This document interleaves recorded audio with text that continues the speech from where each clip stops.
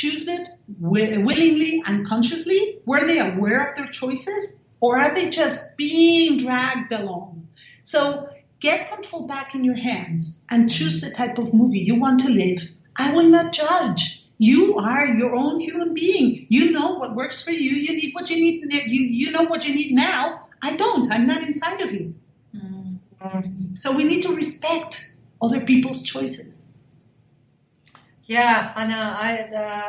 I think one of the hardest things, Jessica, isn't it, is when people say, but I don't choose to be miserable. I don't choose that. Well, actually, we all have a choice, don't we? And we just need to find those reasons why we're making those choices. Yes, and when people come to me and they say, well, I didn't choose this, I don't judge them. I don't question them. I just help them see their lives from different perspectives. And then they decide. And maybe sometimes people are not ready to accept that. They're not ready in their development, in their personal growth. They're not at the level in which they can take control because there are other things in their lives that they'd rather do first. That's fine. So you say, Jessica, now this is very exciting, that there's no other discipline that helps you to understand human beings better. Humanology approaches human beings in an integral, comprehensive way, not piece by piece. So you're saying this is the number one approach. So tell us a little bit why this is such a good approach. I mean, I have a great understanding myself, and that's because I know a little bit about you and your work, and I deal with the mind. But if we can just, in layman's terms, if you like, really help the listener to understand why this discipline of humanology is the best way to understand human beings better. Because the more we understand, the more we can do with our lives. So what is it that humanology's got? Okay. The name for the discipline came from an understanding of the other disciplines. So what disciplines are out there that study and help human beings? Well, we have, of course, psychology. We have sociology. We have anthropology. We have anatomy. All these disciplines focus on specific aspects of the human being. The psychology focuses on the psyche, on the mind. Sociology on societies. Anthropology on culture. But there was no discipline focusing on human beings as such. So therefore, humanology. I decided it was about time to create an umbrella under which all types of knowledge, methods, and tools could be housed, could be included to try and help human beings take control of their own natures. Therefore, humanology includes, but is not limited to, many types of knowledge. It includes many sources taken from psychology, from psychiatry, from philosophy, from coaching, from mentoring, from linguistics, many different fields. Humanology stands on two pillars. The first one is academic and scientific knowledge. With everything we know about the human being. I was talking about neurotransmitters a few minutes ago. Of course, that is something I took from another discipline, obviously. But we apply it to humanology. We make use of it. And the second pillar that I barely ever see used in any other disciplines, and that is why humanology is so unique, is life experience. Personal and life experience. Right. A true humanologist that has to have both pillars.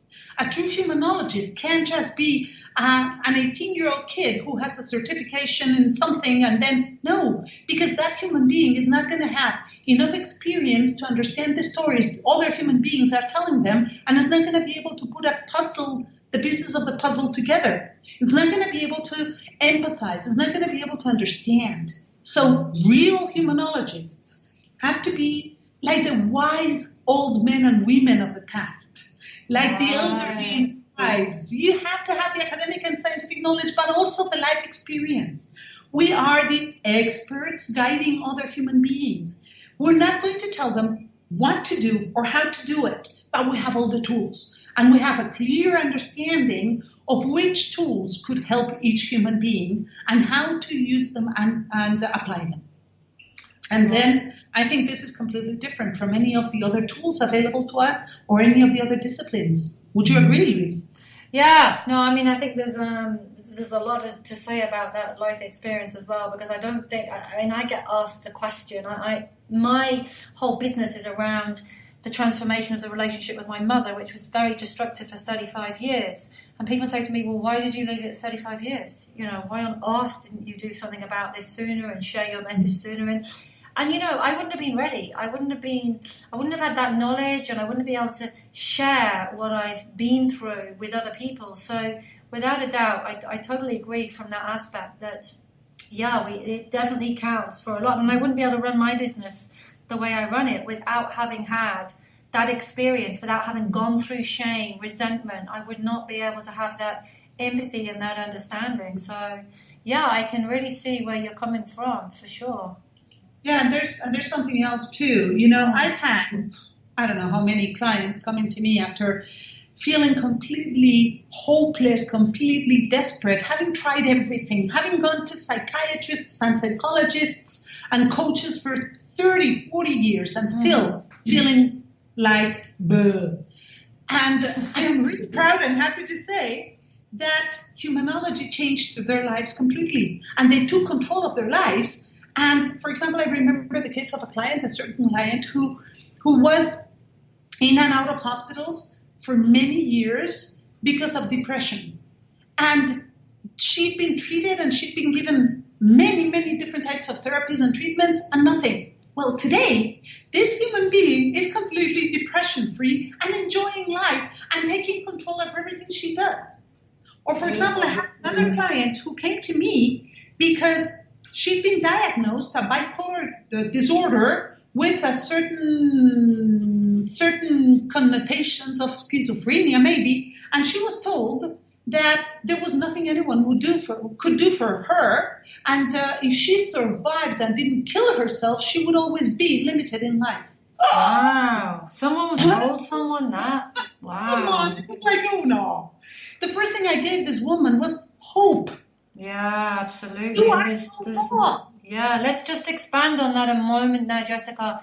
For every single one of you listeners out there is always, always hope. Never, ever, ever give up. There is always hope. You've just got to reach out there and you will make a connection. But not to be given hope, Jessica. Wow. Oh, on that level, Jessica, are you there? Wow. On that level of hope there, I've scared Jessica off. Are you there, Jessica?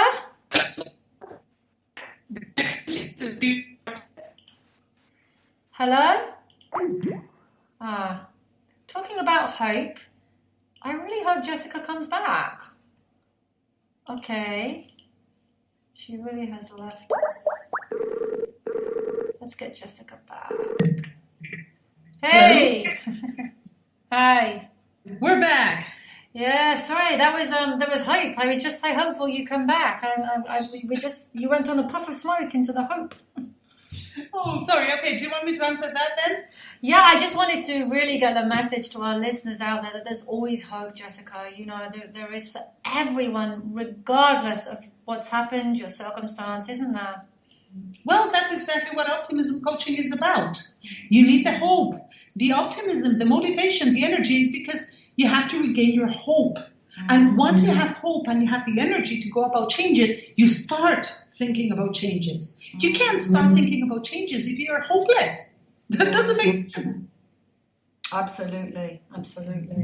Yeah, so hold on to that. If you're really struggling out there, there is always hope for everybody. And just because even if you've reached out to somebody and it hasn't been the right, person for you, the right way for you to move forwards, don't stop. There will always be somebody else. As Jessica has just beautifully, shared with us some of her stories where things haven't worked in the past for certain people, but they have, with Jessica. So hang on to that. Really hang on to that, listeners.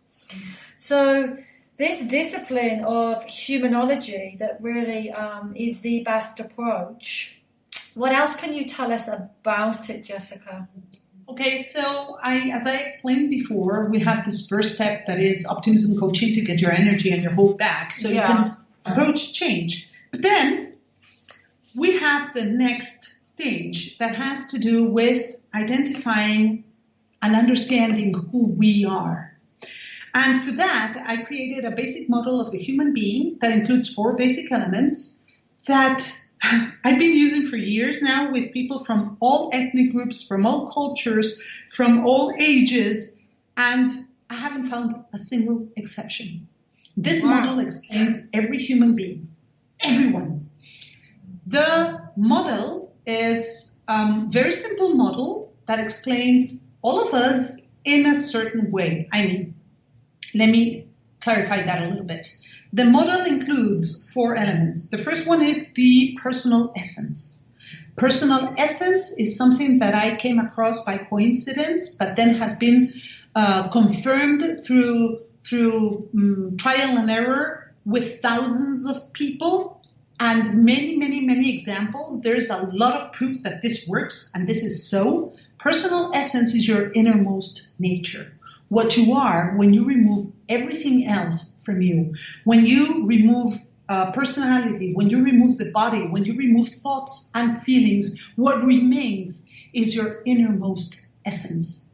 And that essence you're born with. And that essence doesn't change throughout your whole life. It's permanent. It's the only part of the human being that doesn't change.